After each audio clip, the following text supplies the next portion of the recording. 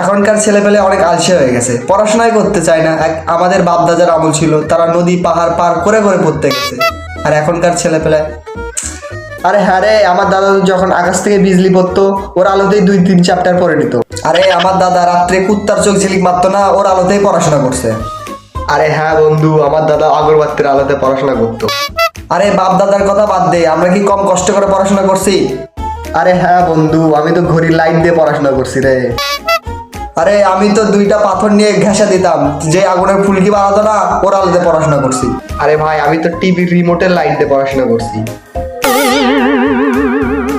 কিন্তু বন্ধু সবচেয়ে আমি খাতারনাক ছিলাম, একটা বই আগুনে পুড়ে দিতাম, তার আলাদা 2-3টা বই পড়ে শেষ করতাম। কিন্তু ভাই একটা ভুল করছো তোরা। কি ভুল করছি? তোমার আর তোমার বাপ দাদার পড়ার এতই আগ্রহ ছিল, তাহলে একটা মোমবাতি কিনে নাওনি কেন? আরে তোর বাপ দাদার যদি পড়ার এতই শখ থাকতো তাহলে দিনের বেলা পড়ে নিত।